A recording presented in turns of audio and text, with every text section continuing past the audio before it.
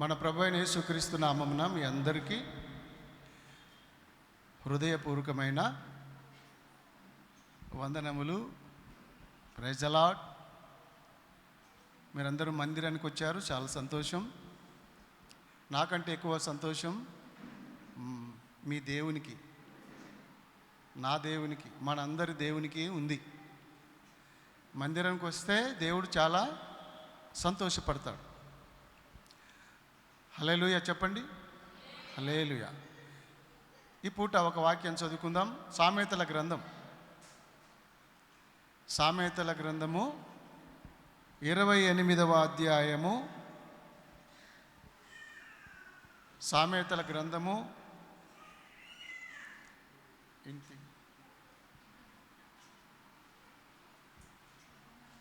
28వ అధ్యాయము అందరం కలిసి చదువుకుందాం. 13వ వచనాన్ని చదువుకుందాము. అందరు చదువుదాం. అతిక్రమములను దాచిపెట్టువాడు వర్ధిల్లడు, వాటిని ఒప్పుకొని విడిచిపెట్టువాడు కనికరము పొందును. చిన్న ప్రేయర్ చేసుకుందాం. పరలోకపు తండ్రి, ఈ లేఖనం ద్వారా నాతో మాట్లాడండి, మాతో మాట్లాడండి, మా అందరితో మాట్లాడి మమ్మల్ని బలపరచండి, స్థిరపరచండి. నీ రాజ్యము కొరకు మమ్మల్ని సిద్ధపరచండి. యేసు ప్రభు నామములో ప్రార్థిస్తున్నాను తండ్రి, ఆమెన్, ఆమెన్. చదవబడినటువంటి వాక్యము అంశం ఏంటంటే, దేవుని సన్నిధిలో మన పాపములను కప్పుకోవాలా, ఒప్పుకోవాలా? చెప్పండి. దేవుని సన్నిధిలో, దేవుని ఎదుట మన పాపములను ఒప్పుకోవాలి, కప్పుకోవద్దు. ఏదున్నా సరే, అది ఏదైనా సరే సరి చేసుకోవాలి. ఎప్పటికప్పుడు మన హృదయాన్ని సరి చేసుకోవాలి. పాపములను కప్పుకోవద్దు, పాపములను ఒప్పుకొని విడిచిపెట్టాలి. పాపములు ఒప్పుకొని విడిచిపెట్టిన వాడు కనికరించబడును, కనికరం పొందును, రక్షింపబడును, దీవించబడును, ఆశీర్వదించబడును, పరలోక రాజ్యము చేరును. పాపములు ఒప్పుకొని విడిచిపెట్టిన వారు ధన్యులు. అతిక్రమములను దాచిపెట్టువాడు వర్ధిల్లడు. ఆ పిల్లలు చూడానా, లాస్ట్లో పిల్లలు చెప్పండి. అతిక్రమంలో దాచిపెట్టువాడు వర్ధిల్లడు అంటే పాపములను కప్పుకునేటువంటి వారు ఎన్నటికీ కూడా వర్ధిల్లరు, రక్షింపబడరు, దీవించబడరు, ఆశీర్వదించబడరు, పరలోక రాజ్యం చేరరు, కానీ నరకం వెళ్ళిపోయేటువంటి స్థితిలో ఉన్నారు. పాపములు ఎప్పుడూ కప్పుకోవద్దు. పాపములు వెంటనే ఒప్పుకోవాలి, సరి చేసుకోవాలి. తెలిసి తెలియక చేసిన అపరాధాలు, పొరపాట్లు, పాపములు, దోషములు ఏవైనా ఉంటే ప్రభు సన్నిధిలో ఒప్పుకోవాలి. ఓ భక్తుడు అన్నాడు, చెప్పుకో, ఒప్పుకో, తప్పుకో. దేవుని సన్నిధిలో చెప్పుకో, ఒప్పుకో, తప్పుకో, నరకం నుండి తప్పుకో. మనం చెప్పుకునే సమయం ఇది. దైవ సన్నిధికి వచ్చిన మనందరము పశ్చాత్తాప్తులమై మనల్ని మనము పరిశోధించుకొని, పరీక్షించుకొని శుద్ధ హృదయాన్ని పొందే అవకాశం ఇప్పుడు మనందరికీ దేవుడిచ్చాడు. దేవునికి స్తోత్రం, హల్లెలూయా. మరి ఎందరికో ఈ అవకాశం లేదు. మీరు అనుకోవచ్చు, నేను ఏ పాపం చేయలేదని. నీకు తెలియకుండానే కొన్ని పాపాలు నీలోకి వస్తాయి.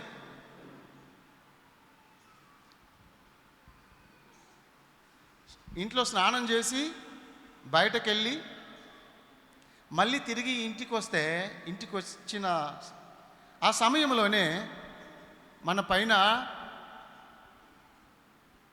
డస్ట్ పడుతుంది. మీకు తెలుసా తెలియదు? నువ్వు స్నానం చేసి బయటకు వెళ్ళి మళ్ళీ ఇంట్లోకి వచ్చినావనుకో, ఆ బయటకు వెళ్ళి వచ్చిన తర్వాత నిన్ను నువ్వు పరీక్షించుకుంటే నీకు తెలియకుండానే నీ పైన డస్ట్ పడుతుంది, దుమ్ము ధూళి పడుతుంది.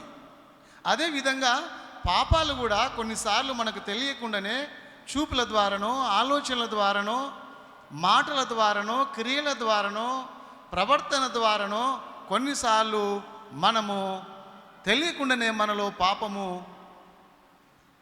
వస్తుంది. పాపం ఎక్కడి నుంచి వస్తుంది తెలుసా మీకు? కళ్ళ ద్వారా. చెప్పండి. ఈ కంటి ద్వారా లోపలికి ఎంటర్ అవుతుందంట, హృదయంలోకి. ఎప్పుడైతే మనం చెడును ఆకర్షిస్తామో, చెడును చూస్తామో, అప్పుడే కంటిలో నుంచి, కంటి ద్వారం నుంచి హృదయంలోకి వస్తుందంట. ఇంకా పాపం ఎట్లా ఎంటర్ అవుతుందో తెలుసా మీకు? హృదయంలోకి చెవుల నుండి. చెడు వినొద్దు, కానీ కొన్నిసార్లు మనం చెడు వింటాం. మన చెవుల ద్వారా పాపము ఎంటర్ అవుతుంది. హృదయంలోనికి పాపం ఎట్లా వస్తుంది చెప్పండి? కళ్ళు, చెవులు, తర్వాత నోటి ద్వారా. చెప్పరేంటి? నోటి ద్వారా కూడా పాపము లోపలికి ఎంటర్ అవుతుంది. పంచేంద్రియముల ద్వారా పాపము లోపలికి వచ్చేసి మనిషిని అపరాధిగా, దోషిగా నిలబెడుతుంది.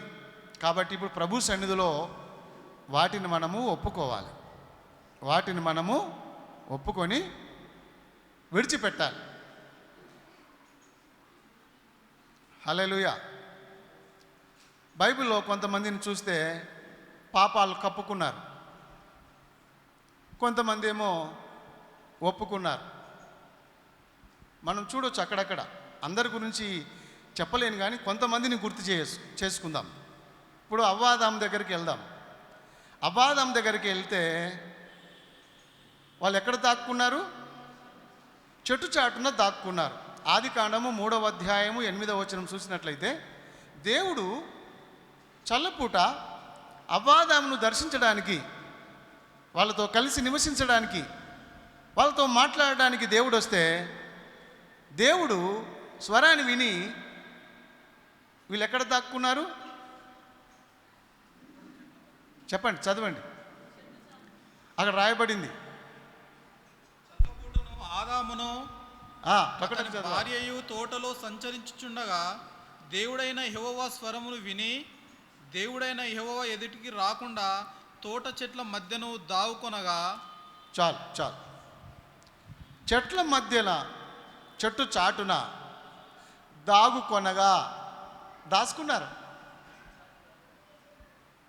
నువ్వు దాచుకుంటే పాపాలు దాగుతాయా? నీ దేవునికి కనబడయా?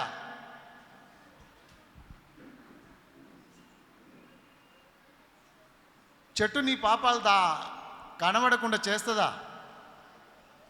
ఆకులు కప్పుకుంటే నీ పాపాలు కనబడయా? దుస్తులు వేసుకున్నంత మాత్రాన నీ పాపాలు కనబడయా? వస్త్రాలు కప్పుకున్నంత మాత్రాన నీ హృదయము దేవునికి తెలియదా? నువ్వే ప్రయత్నాలు చేసినా లాభం లేదు.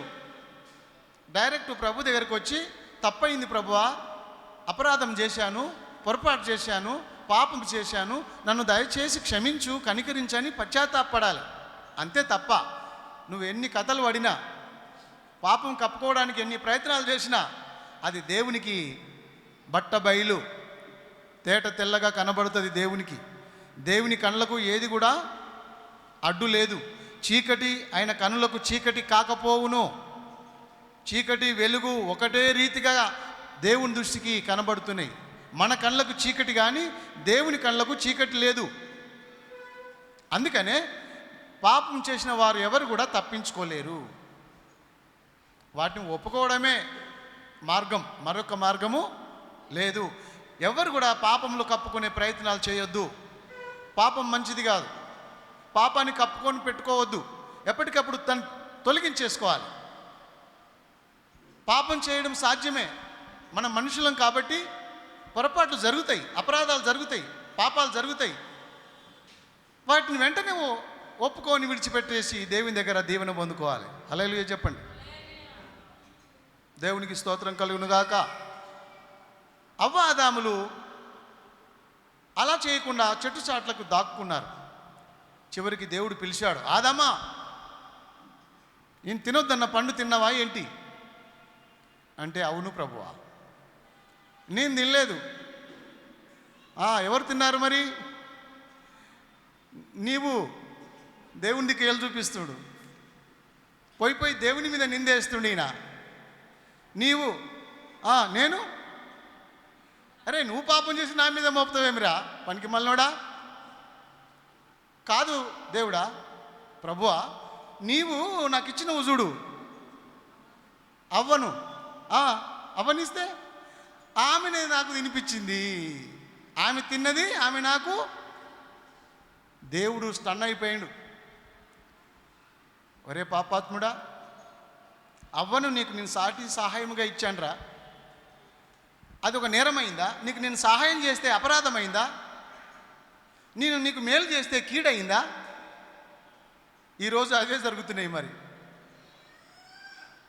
ఏం జరుగుతాయి? మేలు చేస్తే కీడు జరుగుతుంది. మరి పాపం అంటే కర్మం చుట్టుకుంటుంది. మరి ఈ రోజులు అవే. మరి దేవుని మీద నిందేసేసాడు ఏకంగా ఆదాము. అవ్వని అడిగిండు దేవుడు, ఏమే అవ్వా, బుద్ధి లేదానా? నీకు తినొద్దని చెప్పినా కదా, ఎందుకు తిన్నవే అంటే, అవ్వ ఏం చేసింది? నేను కాదు. నువ్వు కాదా? మరెవరు? ఇంకెవరు? అగో ఆ సర్పం. ఈరోజు మనుషులు ఇలాగనే ఉన్నారు. సూటిగా తన తప్పులు ఒప్పుకోరు, అపరాధాలు ఒప్పుకోరు. ఎవరి మీదనో నెట్టివేస్తూ ఉంటారు. అది కరెక్ట్ కాదు. నువ్వు బయట వాళ్ళని ఒక వేళ్ళతో చూపిస్తే 3 వేళ్ళు నీకు చూపిస్తున్నాయని మనం గ్రహించాలి. ఎవరో పాపి కాదు, నువ్వే పాపివి. అందుకనే నీవే పశ్చాత్తాపపడి పాపములు ఒప్పుకునే ప్రయత్నాలు చెయ్యాలి. హల్లెలూయా. దేవునికి స్తోత్రం చెప్పండి. హల్లెలూయా. ఒకరోజు దేవుడు కయీన్ను అడిగాడు, కయీన్, నీ తమ్ముడు ఎక్కడా అడిగాడు. ఒక మాట చూడండి, ఆదికాండము 4వ అధ్యాయము 9వ వచనం చూడండి. కయీన్ ఏమంటున్నాడు చూడండి. యెహోవా ఏమన్నాడు? నీ తమ్ముడైన ఏబేలు ఎక్కడున్నాడని కయీనును అడగగా, యెహోవా నీ తమ్ముడైన ఏబేలు ఎక్కడున్నాడని కయీన్ను అడగగా, అతడు నేనెరుగను. అతడు ఏమన్నాడంటే, నేను ఎరగను. నా తమ్మునికి నేను కావలివాడనా అనెను. నా తమ్మునికి నేను కావలివాడనా, నాకు తెలియదు అన్నాడు. సింపుల్గా తప్పించేసుకున్నాడు, కప్పుకున్నాడు పాపాన్ని. ఎంత ఘోరం ఇది, ఎంత అపరాధం ఇది. అప్పుడే నరహత్య చేసి, అప్పుడే తమ్మిని చంపి పూడ్చివేసి, ఈరోజు నాకు తెలియదు అంటున్నాడే, చేతులు ఎత్తేసాడే. వింటున్నారా మీరు? అమ్మా వింటున్నారా? అప్పుడే చంపేశాడు, ఘోరమైన నరహత్య చేశాడు. సొంత తమ్మిని పొట్టన పెట్టుకున్నాడు.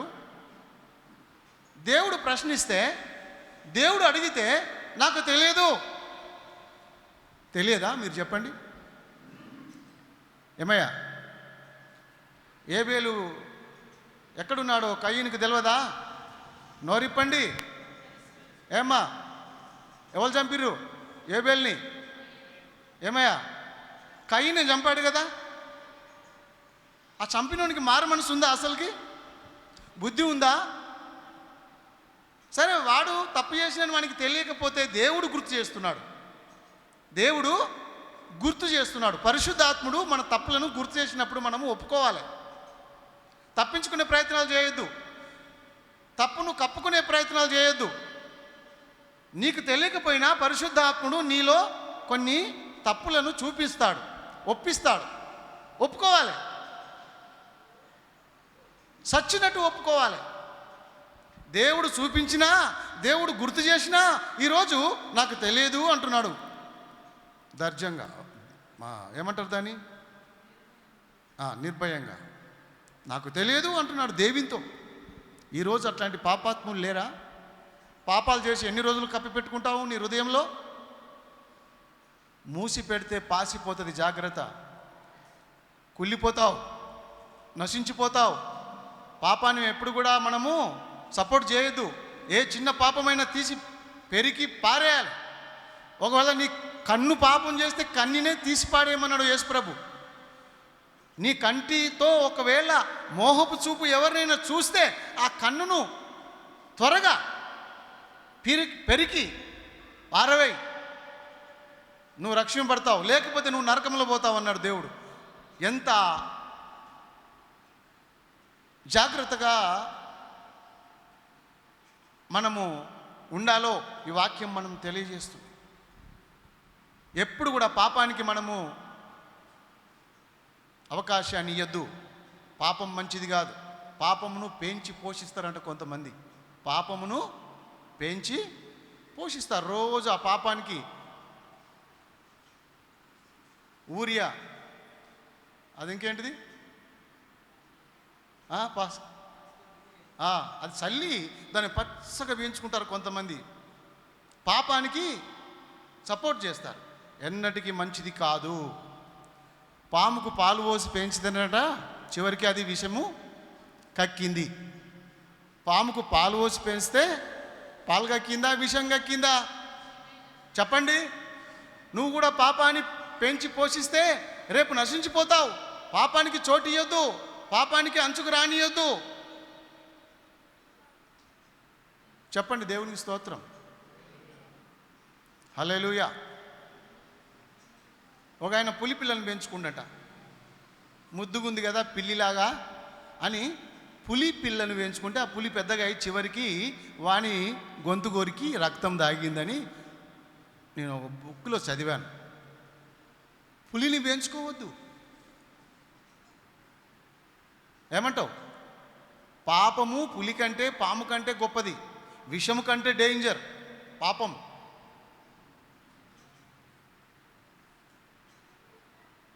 కుష్ఠరోగానికి మందు ఉంది, పెరాల్స్కి మందు ఉంది, ఎయిడ్స్కు మందు ఉంది, కానీ పాపరోగానికి ఉందా మందు?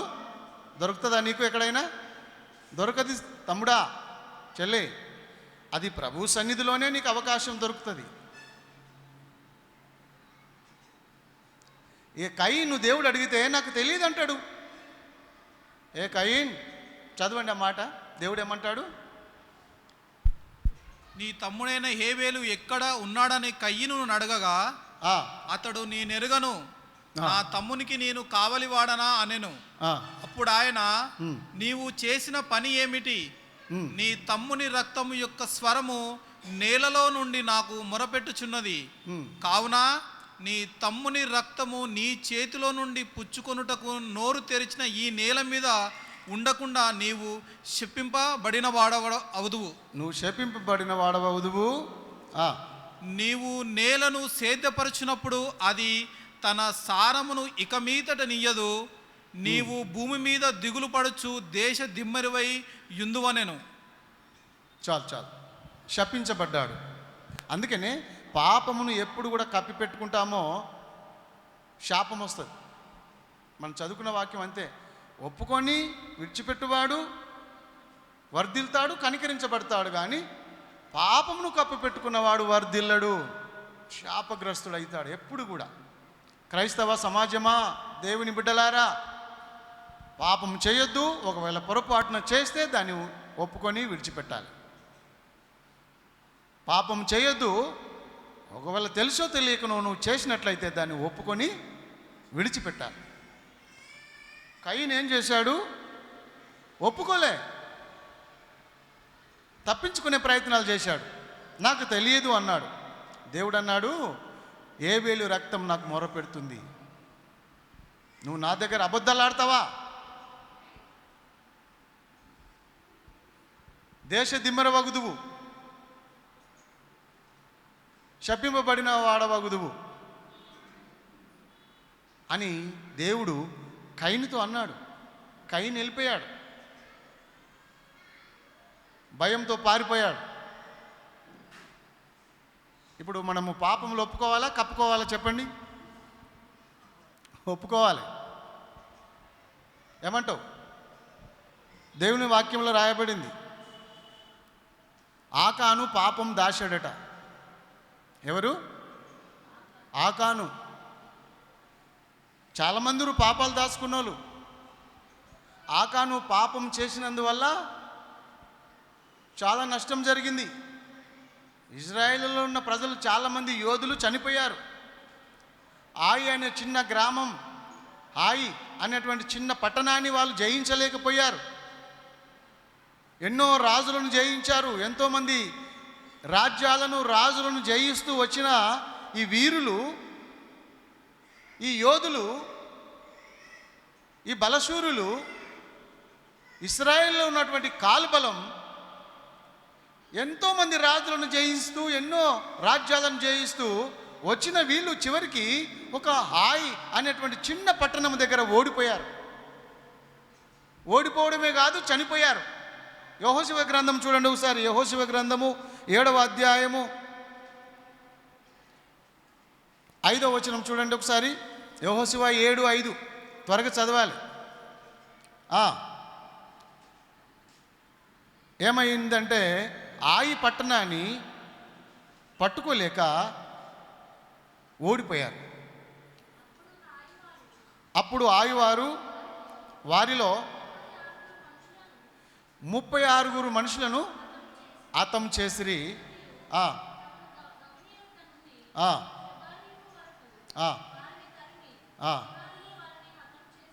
చూసారా? ఆయి పట్టణస్తులు ఏం చేశారు? ఇశ్రాయేలు ప్రజలను తరిమి కొట్టారు.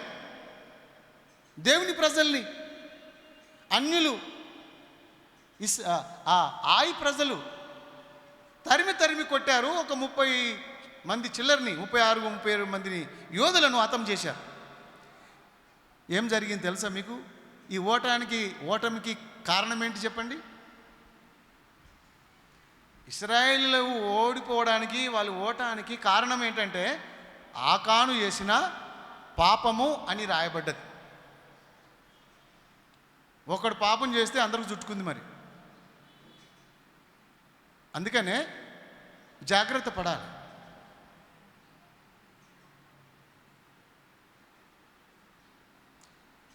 ఇరవై 7వ వచనం ఎక్కడ? 26వ వచనం చూద్దాం ఒకసారి. దాంట్లోనే యెహోషువ గ్రంథము 7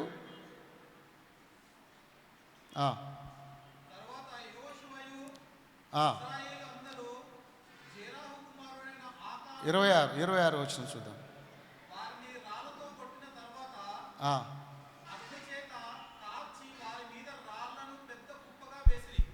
ఎవరిని? 26 నుంచేనా? 7:26 ఆకాను పట్టుకున్నారు. ఆకాను ఏం చేశాడంటే శపితమైనటువంటి దానిలో కొంచెం బంగారాన్ని తెచ్చుకున్నాడు.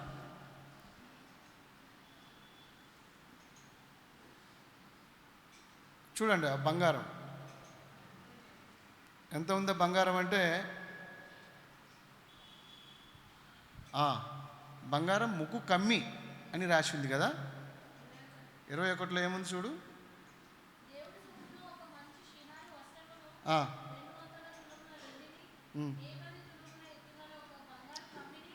ఆగండి, ఇక్కడ కొంచెం ఆలోచించిన నేను. 10 తులముల ఎత్తుగల బంగారు కమ్మి అంటే ముక్కు కమ్మే? ముక్కు పుల్ల 10 తులాలు ఉంటుందా అని ఒకసారి నేను ఆలోచించాను. అది మనకు సంబంధించిన విషయం కాదు. నేను ముక్కు పుల్ల ఎంత ఉంటుంది నిజానికి? మాసం 2 మాసాలు, ఇంకా అర్ధ మాసం ఉండొచ్చు. కానీ ఈయన 50 తులాల కమ్మి అని ఉంది. మరి ఇదేం కమ్మో తెలియదు. ముక్కు కమ్మే, ఇంకా వేరే కమ్ములు ఉన్నాయేమో. ఇవి తెచ్చుకున్నాడు ఈయన. 2 మడుగుల వెండి అట. అంటే 20 కిలోలు ఇంచుమించు. ఆ వెండిని, బంగారాన్ని, కొన్ని వస్త్రాలను తెచ్చుకొని ఎక్కడ పెట్టుకున్నాడంటే తన డేరెలో, భూమిలో దాచిపెట్టాడు. ఎంత హుషారో! నక్క జిత్తులోడు. ఎవరికి తెలియదు అనుకుంటాడు. వేషధారి.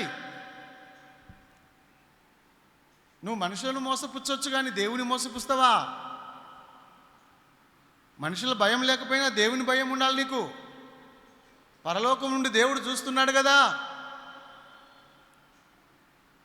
ఆయన కనిపెడుతున్నాడు కదా. ఎవరికి తెలియదు ఇశ్రాయేలు ప్రజలకు బంగారాన్ని వెండిని వస్త్రాలను తెచ్చుకొని తన డేరెలో మట్టిలో భూమిలో పెట్టినాడు. అప్పుడు ఇశ్రాయేల్ ప్రజలు ఎందుకు ఓడిపోతురు, ఇశ్రాయేల్ ప్రజలు ఎందుకు చనిపోతురు?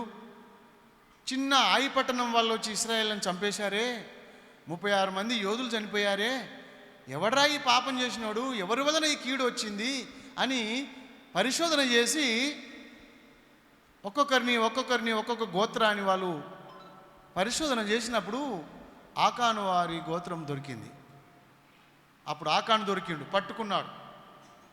అప్పుడు ఏడుస్తుండు ఆకాను. వాళ్ళని తీసుకుపోయి ఏం చేశారు తెలిసిన? రాళ్లతో కొట్టి చంపి ఆ లోయలో పాతి పెట్టేశారు. వాని మాత్రమే కాదు, వాణ్ణి, ఆయన భార్యను, ఆకాను భార్య, పిల్లలను, గాడిదలను, ఒంటెలను, వానికి ఉన్న ఆస్తి అంతటిని కూడా చంపి పడేశారు. ఎంత ఘోరం! ఆకాను పాపం చేయొద్దు, ఒకళ్ళు చేస్తే ఒప్పుకునేది ఉండే కదా. ఇశ్రాయేలు ప్రజల్ని పరిశాన్ చేశాడు, దేవుని పరిశాన్ చేశాడు, యెహోషువను పరిశాన్ చేశాడు. దేవుని బిడ్డలారా, దేవుని సన్నిధిలో ఉన్న మనము పాపము ఒప్పుకోవాలి, కప్పుకోవద్దు. కప్పుకుంటే ఏమవుతుంది? నష్టం జరుగుతుంది. కప్పుకుంటే ఏమవుతుంది? నష్టం. 4 వాళ్ళు, అదృష్టము 2 వాళ్ళు అవుతుంది. మరి జాగ్రత్త.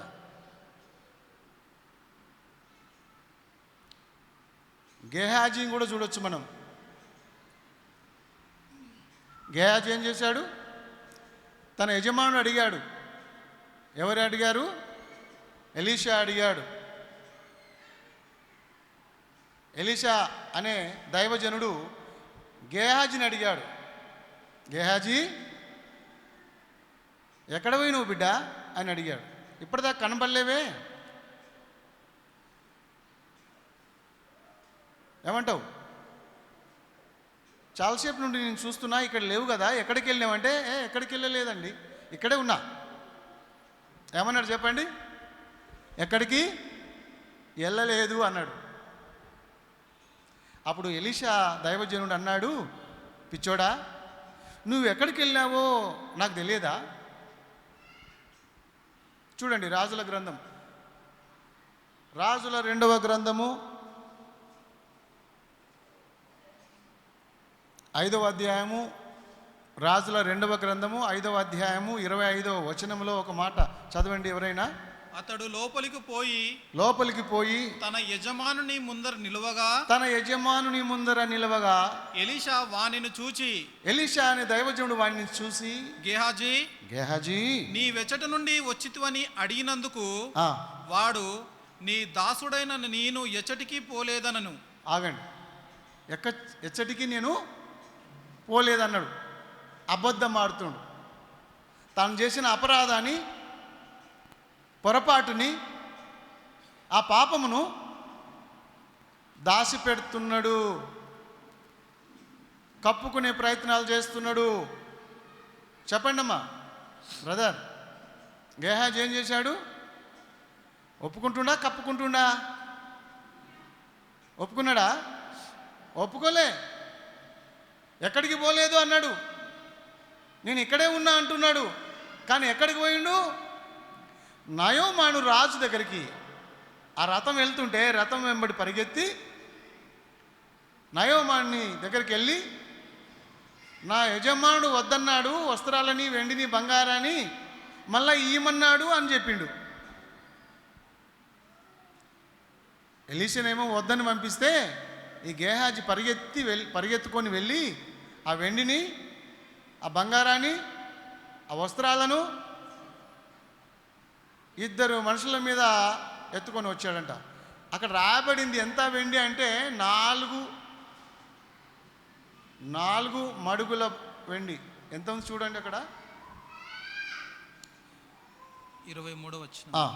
అందుకు నయమాను, నీకు అనుకూలమైతే రెట్టింపు వెండి తీసుకొని మని బతిమలాడి 2 సంచులలో 4 మనుగుల వెండి కట్టి 2 దుస్తులను బట్టలనిచ్చి తన పనివారిలో 2 మీద వాటిని వేయగా వారు గేహాజీ ముందర వాటిని మోసుకొని పోయిరి. Praise the Lord. నయోమను దాసులకి నెత్తి మీద ఎత్తి పంపించాడు వెండిని. 4 మనుగుల అంటే ఎంత చెప్పండి? వెండి కట్టి 4 మనుగులు అంటే 40 కిలోల వెండి. మనుగంటే 10 కిలోలు. ఏమ్మా బ్రదర్, ఇప్పుడు ఎన్ని కిలోలు ఎండి తెచ్చుకుంటున్నా? 40 కిలోలు. చెప్పరేంటి, సైలెంట్ కూర్చున్నారు? కనీసం 4 మనుగులు అంటే ఎన్ని చెప్తలేరు. తింటారా ఇంటికి వెళ్ళి బిర్యానీ? అప్పుడైతే నోరు బాగా తెరుస్తారు. ఇంత ముద్దలు చెప్పమంటే అడగరు. చాలా బుక్కలు పెట్టి తింటాడంట ఆయన. నోరు బాగా తెరుస్తారు అప్పుడైతే. ఒక మాట అడిగితే చెప్పరు, సైలెంట్. అసలు మీరు వింటున్నారా వింటలేరా? గేహాజీ తెచ్చుకుంది ఎంత? 4 మడుగుల వెండి అంటే 40 కిలోలు. కొన్ని బట్టలు తీసుకొని ఇంట్లో పెట్టుకొని ఏం తెలియనట్టుగా వచ్చి మళ్ళా పరిశుద్ధుడుగా నీతిమంతుడుగా చలామణి అయిపోతుండు. అప్పుడు దైవజనుడు అడిగిండు, గేహాజీ ఎక్కడికి వెళ్ళినావు? ఎట్నుంచి వచ్చినావు చెప్పంటే, నేను ఎక్కడికి వెళ్ళలే, ఎటు పోలే. అప్పుడు ఆయన అన్నాడు, నా మనసు నీతో రాలేదా? నా ముంగట నువ్వు అబద్ధాలు ఆడతావా? నన్నే మోసం చేస్తావా? నా తర్వాత నువ్వు సేవకుడు అవ్వాలి. దైవజనుని తర్వాత దైవజనుడుగా అయ్యే నీవు ఈరోజు ఇంత మోసకారిగా ఉన్నావా? నాకు తెలియకుండా ఇలాంటి పొరపాట్లు, అపరాధాలు చేస్తున్నావా? ఆ నయోమనికి వచ్చిన కుష్ఠరోగం నీకు, నీ భార్యకు, నీ పిల్లలకు, తరతరములకు వచ్చునుగాక. పో, బోనస్ గిఫ్ట్ నీకు కుష్ఠరోగం. నీ సంతతికి మొత్తం. భలే సంపాదించి పెట్టిండి ఈయన. మా తాత ఏం సంపాదించి పెట్టిండ్రా? మీ తాత ఏం సంపాదించిండ్రా? పాపం. మీ అయ్య ఏం సంపాదించిండ్రా? పాపముల మూట, అపరాధాల మూట, దోషాల మూట. అవునా? అనుభవించండి మరి. తాత చేసిన దోషము, తల్లిదండ్రులు చేసిన అపరాధములు, పాపములు పిల్లల మీదకి వస్తాయి. మరి ఈరోజు గేహాజీ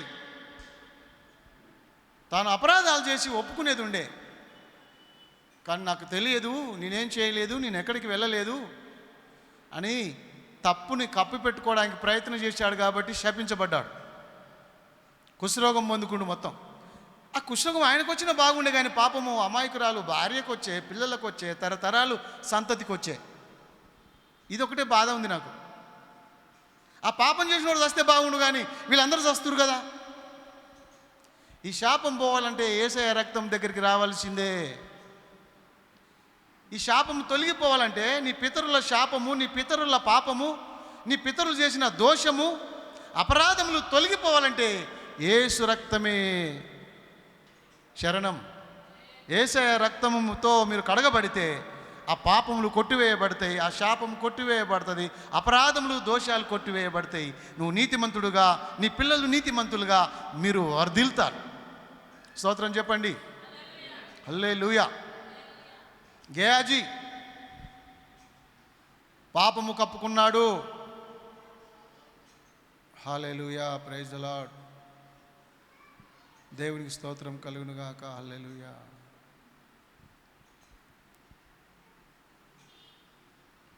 చాలామంది గురించి మనం చెప్పుకోవచ్చు.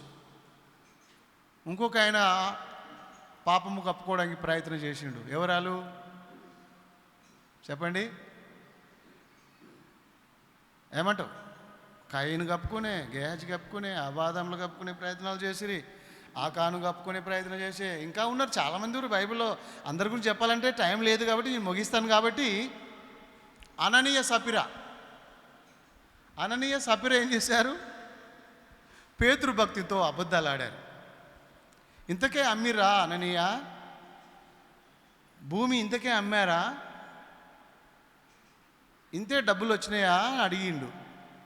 ఎవరు అడిగారు? పేతురు పాస్టర్ అడిగాడు. దైవజనుడు పేతురు గారు అడిగారు. అననీయ మంచి సంఘ పెద్ద, లేకపోతే సంఘంలో మంచి పరిచర్య చేస్తున్నారు, వాళ్ళు ఆస్తిపరులే.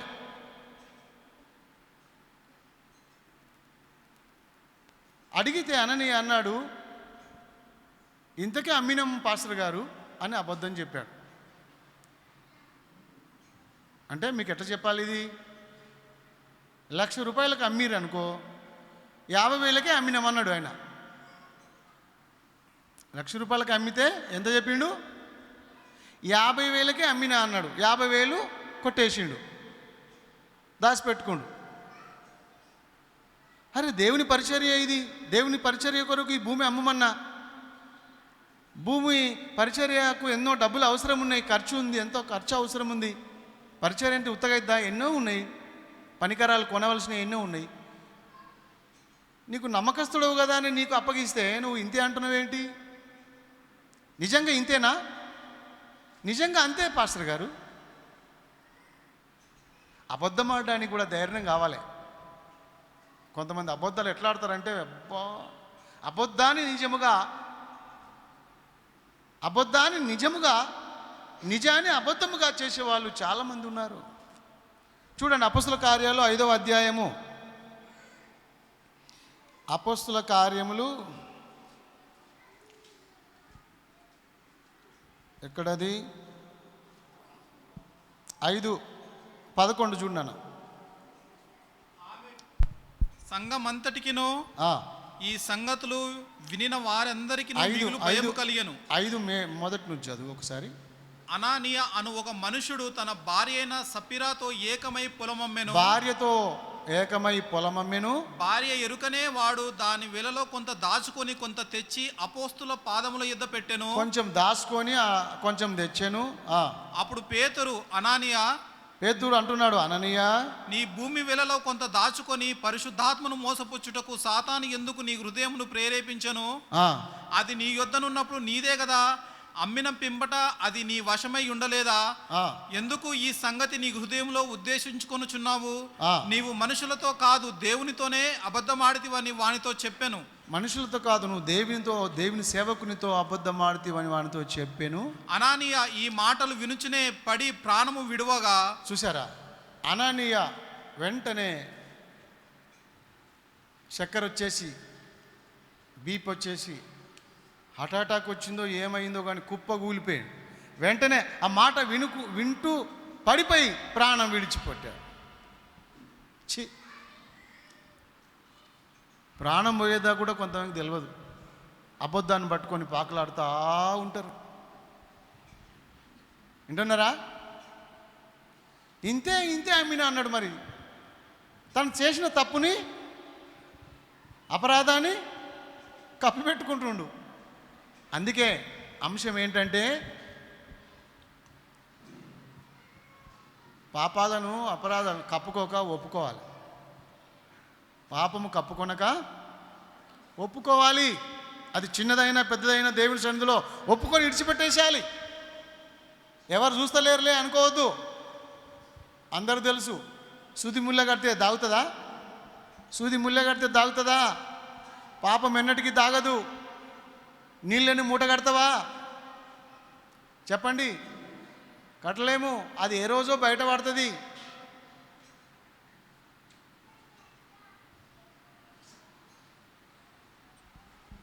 చెప్పరు. పాపం తాగుతుందా? ఒక అమ్మాయి పాపం చేసిందట కాలేజీలో, ప్రెగ్నెంట్ అయింది. ఆ సంగతి ఆమెకు తెలియదు.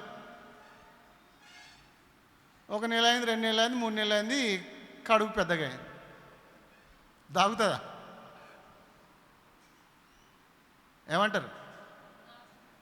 దాగదు. బయట పడాలి 9 నెలలకే. పాపం అలాంటిదే, ఎన్నడూ దాగదు అది. పాపం మనల్ని పట్టిస్తుందని బైబిల్లో ఉంది. ఇప్పుడు మనం చేస్తున్నాం కదా ఇష్టపూర్వకంగా, అదే ఓ రోజు మనల్ని పట్టిస్తుంది. డేంజర్ పాపం. అందుకే పాపం జోలి పోవద్దు. బతికితే నీతిగా బ్రతకాలి, యథార్థంగా. ఏవైనా పొరపాట్లు ఉంటే సహజంగా పొరపాట్లు అపరాధాలు ఉంటాయి మనలో, వాటిని ఒప్పుకోవాలి. ఎప్పటికప్పుడు సరి చేసుకోవాలి. బయటకు వెళ్ళి వస్తాం, దుమ్ము పడుతుంది, డస్ట్ పడుతుంది, స్నానం చేయాలి అంతే. ఏమంటావు? మనం మందిరానికి వచ్చినాం, పరిశుద్ధత పొందుకోవాలి, ప్రభువు రక్తంతో కడగబడాలి. అననీయ పోయిండు, వాళ్ళ భార్య కూడా అట్నే అన్నది. చదువున్నాను 11వ వచనమా?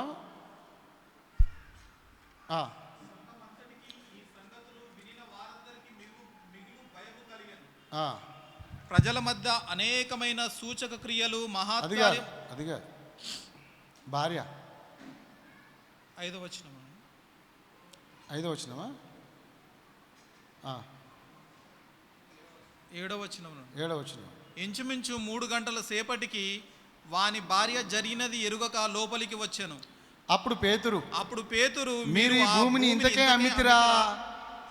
నాతో చెప్పుమని ఆమెను అడిగాను.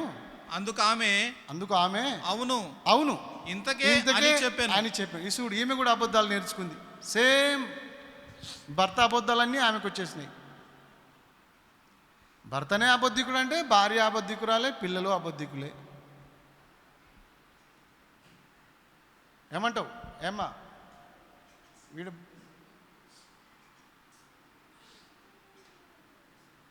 అప్పుడు ఈ భార్య కూడా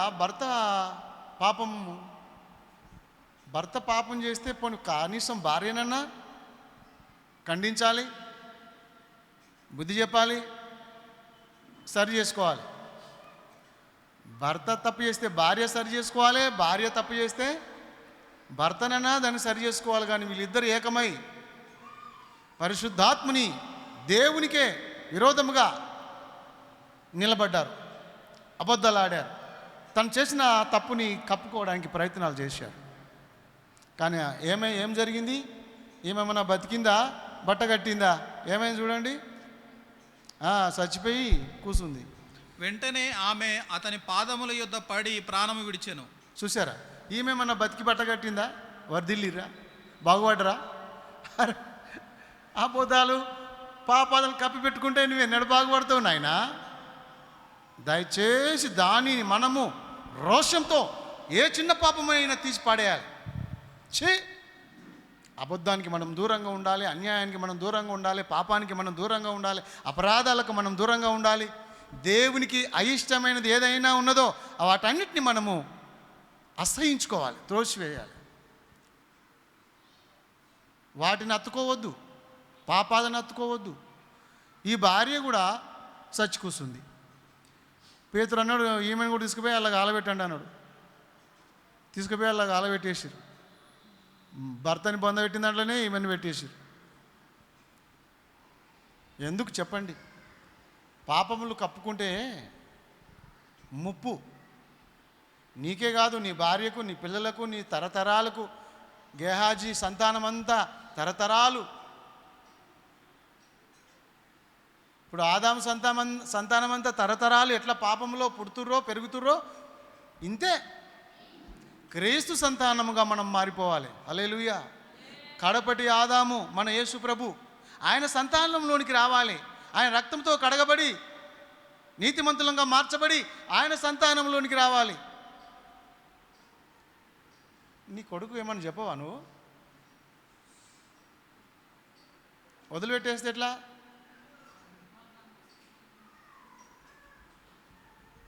ప్రైజ్ ది లార్డ్. హల్లెలూయా. ఏమంటావు? అననీయ సపీరలు దాచిపెట్టుకొని పాపమును కప్పిపెట్టుకొని బాగుపడ్డరా? చెప్పరేంటి? నష్టపోయారు. నష్టపోవుడు కాదు, ప్రాణమే పోయింది, నరకం వెళ్ళిపోయారు. మన భక్తి చేస్తే మంచిగా చేయాలి, లేకపోతే ఏం లాభం చెప్పండి? కూర్చుంటే గుర్రం మీద గట్టి కూసో, ఒక పడవలో కూసో, అటు ఇటు వద్దు.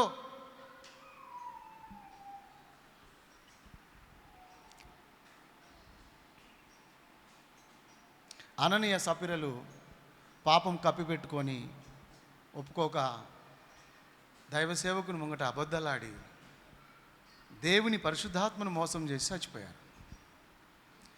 ఆ దాచిపెట్టుకున్న డబ్బు ఏమైంది చెప్పండి? తిన్నరా వాళ్ళేమన్నా?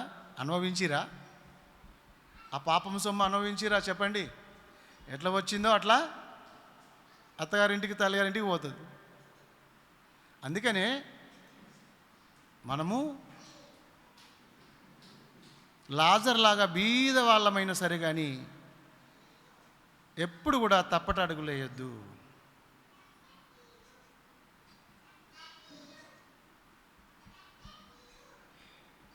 ఇంకో ఆమె అబద్ధాలు ఆడింది. ఆమె పేరు ఏం పేరు? సమరయ శ్రీ. సమరయ శ్రీ. యేసుప్రభు అడిగిండు, అమ్మ నీకు పెళ్ళి అయిందా అంటే కాలేదన్న. నీకు భర్తలు ఉన్నారా అంటే లేరని.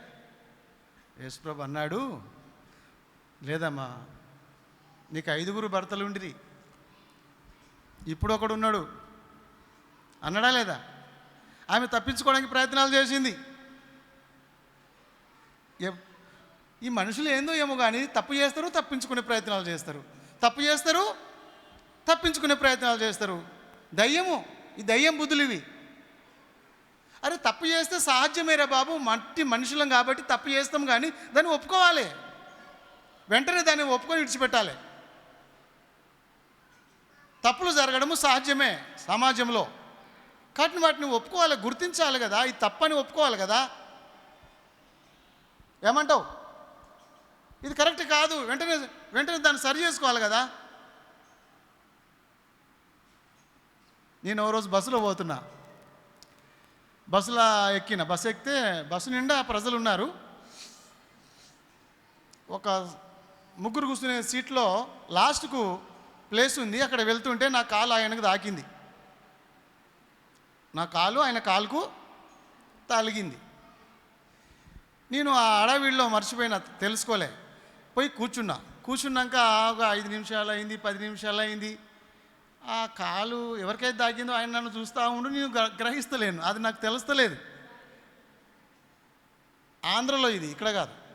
వాళ్ళు చాలా షార్ప్గా ఉంటారు కదా మన ఆంధ్ర వాళ్ళు. అయితే కాలు తాకిన సంగతి నేను మనసులో పెట్టలే, సపడతా కూర్చుంటే ఆయన చూసిండు. చివరికి తానే, ఏమండి నీ కాలు నాకు తాకింది కదా అన్నాడు. అవునండి అన్న. అవునా అన్నాడు ఆయన. షాక్ అయ్యిండు. తెలియదేమో అనుకుంటే అవును అన్నాడు. అవునా అని ఆయన ఫీల్ అయిపోయింది. అరే అప్పుడు వచ్చింది నాకు ఆలోచన, సారీ ఏమనుకోవద్దంటే, ఈ ముక్క అప్పుడే చెప్పాలి సార్, మీరు తాకినప్పుడే ఈ ముక్క అప్పుడే చెప్పేది ఉండే మీరు అంటాడు ఆయన. బాబు సార్, నేను ఆ పాలకొల్లు నర్సాపూర్ వెళ్ళే ఆ ప్రయాణంలో బస్సులో ఇలా జరిగింది అంటున్నా, గుర్తు చేస్తున్నా. అంటే ఆయన ఏమన్నా తెలిసిన, ఈ ముక్క ఏదో అప్పుడే చెప్పాలి సార్ మీరు. ఎప్పుడు? నీ కాలు నా కాలుకు తాకినప్పుడే. నిజమే కదా. నేను ఒక అడవి మనిషినప్పుడు తెలియదు నాకు.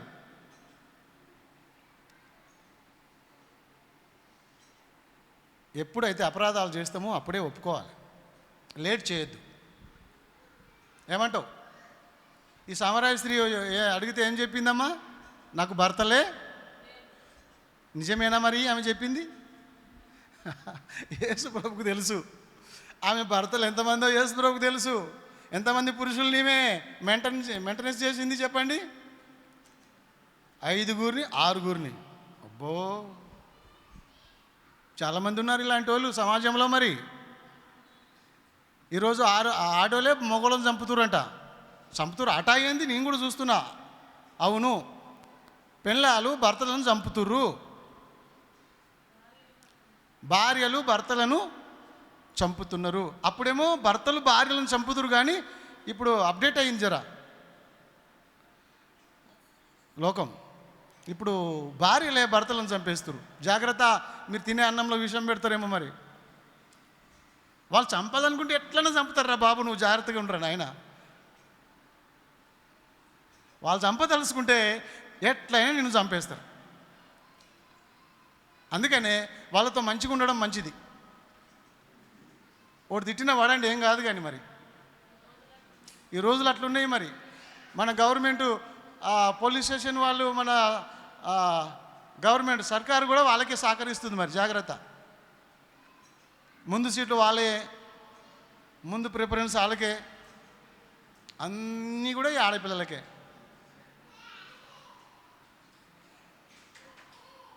నేను కొన్ని మాటలు చదివినా, వీళ్ళే ముందు ఉంటారు. భార్య భర్త అంటారు. ఏమంటారు చెప్పండి? ఎవరు ముందున్నారు? భార్యనే. సతి పురుషులు. సతే ముందు ఉంటుంది. ఏమంటావు? ఇక తల్లి తండ్రి. నీ తండ్రి ముందు లేడు. నేను కొన్నిసార్లు ఇది ఆలోచించిన. ఏమంటారు? తల్లి ప్రతి దాంట్లో ఈ ఆడపిల్లనే ముందుంది. మరి మీరే స్తోత్రం చెప్పండి, దేవునికి స్తోత్రం చెప్పండి అమ్మా. ఇక ముందున్నాం కదా అని జాగ్రత్త. మరి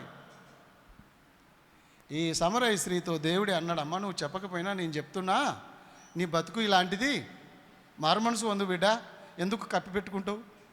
అప్పుడు ఆమె కళ్ళు తెరవబడి, అమ్మో, ఆమె అన్నది, నువ్వు నిజంగా ప్రవక్తవే, మెస్సయ్యవే అని పాపములు ఒప్పుకొని అలా ఊరికెళ్ళి ఆ ఊరులందరికీ ఏం చెప్పింది తెలిసిన? నేను చేసినవన్నీ నాతో చెప్పినవాణ్ణి చూతురండి, నేను చేసినవన్నీ నాతో చెప్పినవాణ్ణి చూతురండి అని ఊరంతా సువార్త ప్రకటించి అందరిని తీసుకొచ్చింది యేసు ప్రభు దగ్గరికి. ఏమంటావు? ఆమె ఒప్పుకుంది. పాపం, దేవుని స్తోత్రం, హల్లెలూయా. కప్పి పెట్టడానికి ప్రయత్నాలు చేసింది, కానీ ఆమె ఒప్పుకుంది కాబట్టి రక్షింపడ్డది. ఒక సువార్తికురాలుగా మారింది. ఒక ఊరినే రక్షించింది ఆమె. సమరయ స్త్రీ అంటే మరి బైబిల్లో పెద్ద స్టోరీ. ప్రపంచమంతా కూడా ఆమె గురించి చదువుతారు. ఆమె చేసిన సువార్త, ఆమె బ్రతికిన బతుకు, మారిన బ్రతుకు మనం అందరూ కూడా చెప్పుకుంటాం. సమరయ స్త్రీ మారిపోయింది, జక్కయ్య మారిపోయిండు. అనేక మంది కూడా తప్పులను ఒప్పుకొని రక్షింపబడ్డారు, ప్రభు కనికరాన్ని పొందారు. హల్లెలూయా, హల్లెలూయా. బైబిల్లో ఉంది. సంఖ్యాకాండము 22వ అధ్యాయము, సంఖ్యాకాండం 22వ అధ్యాయంలో 34వ వచనంలో బిలాము తప్పును ఒప్పుకున్నాడని రాయబడ్డది. మీరు చదవద్దులే, టైం అయిపోయింది. బిలాము ఏం చేశాడు? తప్పుని. అయితే ఒక మాట చదవండి. అందుకు బిలాము నేను పాపము చేసి తిని నీవు నాకు ఎదురుగా త్రోవలో నిలుచుటకు నాకు తెలిసినది కాదు, నాకు తెలవలేదు కాబట్టి నువ్వు త్రోవలో నిలిచిన సంగతి నాకు తెలవలేదు కాబట్టి ఈ పని నీ దృష్టికి చెడ్డదైతే నేను వెనుకకు వెళ్ళేదనని యెహోవా దూతతో చెప్పగా. ఆగండి. బిలాము ఒప్పుకున్నాడు పాపాన్ని. నేను పాపం చేసిన, నన్ను క్షమించు, నేను తిరిగి వెనకకి వెళ్ళిపోతా. ఉందా నీకు మారు మనసు? ఉందా? ఒప్పుకుంటున్నావా? బిలాము ఒప్పుకున్నాడు, పాపములు ఒప్పుకున్నాడు బిలాము. దావీదు కీర్తన 51లో మనం చూడొచ్చు. దావీదు పాపం చేసినప్పుడు ఏం చేశాడు తెలిసిన? ఆయన వెంటనే ఒప్పుకున్నాడు. విరిగి నలిగిన హృదయంతో దేవుని సన్నిధిలో పశ్చాత్తాపపడ్డాడు. ఏమన్నాడు చూడండి 51:1లో, దేవా నీ కృప చొప్పున నన్ను కరుణింపుము. టకటక చదవాలి. నీ కృప చొప్పున నన్ను కనికరించు. నీ వాత్సల్య బాహుబల్యము చొప్పున నా అతిక్రమములను తుడిచివేయుము. నా దోషము పోవునట్లు నన్ను బహుగా కడుగుము. నా పాపము పోవునట్లు నన్ను పవిత్రపరచుము. నా అతిక్రమములు నాకే తెలిసి ఉన్నవి, నా పాపం ఎల్లప్పుడూ నా ఎదుటనున్నది. నీకు కేవలము నీకే విరోధముగా నేను పాపం చేసి ఉన్నాను, నీ దృష్టి ఎదుట నేను చెడుతనం చేసి ఉన్నాను. కావున ఆజ్ఞ ఇచ్చినప్పుడు నీవు నీతిమంతుడుగా అగుపడుదువు, తీర్పు తీర్చినప్పుడు నిర్మలముడుగా అగుపడుదువు. నేను పాపంలో పుట్టినవాడను, పాపములోనే నా తల్లి నన్ను గర్భమును ధరించెను. నీవు అంతరంగములో సత్యము కోరుచున్నావు, అంతరమును నాకు జ్ఞానము తెలియజేయుదువు. నేను పవిత్రుడగున్నట్లు ఇస్సోపుతో నా పాపము పరిహరింపుము. హిమము కంటేను నేను తెల్లగా నుండునట్లు నీవు నన్ను కడుగుము. ఉత్సాహ సంతోషమును నాకు వినిపింపుము. అప్పుడు నీవు చాలు. ఈ దావీదు ప్రార్థన చేస్తున్నాడు. ఎంత ప్రార్థన చేసాడో చూశారుగా. అయ్యా, నేను పాపం చేసిన వాస్తవమే, నన్ను క్షమించు, శుద్ధ మనసు నాలో కలగజేయి, మంచి మనసు నాకు ఇయ్యి, మరలా నన్ను బ్రతికించు. పశ్చాత్తాప్తుడై ప్రార్థన చేసి దేవుని కృప పొందుకుండా ఆయన, హల్లెలూయా, దేవుని కృప పొందుకుండా ఆయన పశ్చాత్తాపడాలి. కప్పుకోవద్దు, కానీ ఏం చేయాలి? ఒప్పుకోవాలి. హిజ్కియా ఒప్పుకున్నాడు. గోడ తట్టు తన ముఖము తిప్పుకొని, దేవా నన్ను కనికరించు, నన్ను బ్రతికించు, నన్ను కనికరించు, నా అపరాధాలు క్షమించు అని హిజ్కియా కూడా గోడ తట్టు తన ముఖము తిప్పుకొని ప్రార్థన చేసి పాపములు ఒప్పుకొని 14 ఏళ్ళు, ఎన్నేళ్ళు, మళ్ళా ఆయుషును పొందుకున్నట్టుగా బైబిల్లో హిజ్కియా కూడా పాపములు ఒప్పుకున్నాడు. దేవుని స్తోత్రం కలుగునుగాక. ఇంకా చెప్పాలంటే చాలా ఉన్నాయి. సిలువలో దొంగ తన పాపములను ఒప్పుకున్నాడు. ఆ రెండవ దొంగనిగా ఫస్ట్ దొంగను గద్దించాడు. అరే, మనం ఇదే శిక్షలో ఉన్నాంరా, ఇది మనకు తగింది కానీ ఆ నీతిమంతునికి తగదు, మనం పాపులం రా, ఆయన కాడు అని తమ పాపములు ఒప్పుకొని ప్రభువుని వేడుకొని పశ్చాత్తాప్తుడై రక్షణ పొందుకొని పరలోక రాజ్యం చేరుకుండు. హల్లెలూయా. పేతురు కూడా ఒకసారి చూసినట్లయితే కోడి కూసినప్పుడు ప్రభు పేతురు వైపు చూస్తే పేతురు పశ్చాత్తాపం పొంది, అంతకుముందేమో అబద్ధాలు ఆడాడు. యేసు నాకెవరో తెలియదు, యేసు ఎరగని నేను, నువ్వు యేసు ప్రభు శిష్యుడవు కదా, కాను, యేసయ్య ఎవరో నాకు తెలియదని బొంకి అబద్ధాలు ఆడిన పేతురు తెల్లారిన తర్వాత యేసు ప్రభు సిలువకి వెళ్తున్నప్పుడు యేసు ప్రభు పేతురు చూస్తే పేతురు వెంటనే పశ్చాత్తాప్తుడై ఎక్కి ఎక్కి ఎక్కి ఏడ్చిండని బైబిల్లో చెంపలేసుకున్నాడు. తండ్రి, నేను పాపం చేసిన, నిన్ను ఎరగనని చెప్పిన, నువ్వెవరో నాకు తెలియదని చెప్పిన, నీ శిశువునే కానని చెప్పిన, నన్ను క్షమించమని పశ్చాత్తాప్తుడై ప్రార్థించినట్టుగా బైబిల్లో చూస్తాం. ఇలా చెప్పుకుంటూ పోవాలంటే చాలా సంగతులు బైబిల్లో మనం చూడొచ్చు. ముగించేస్తున్నా. అంశం ఏంటి చెప్పండి? కప్పుకోక ఒప్పుకోవాలి. అపరాధములను కప్పిపెట్టుకోకుండా పాపములను ఒప్పుకున్నవాడే వర్ధిల్తాడు, కనికరించబడతాడు. ప్రార్థన చేసుకుందాం, కళ్ళు మూసుకుందాం, మోకాళ్ళ మీదే ఉందాం, దేవునికి స్తోత్రం చెప్పుదాం. యేసయ్యా నేను పాపినని చెప్పుదాం, క్షమించమని అడుగుదాం.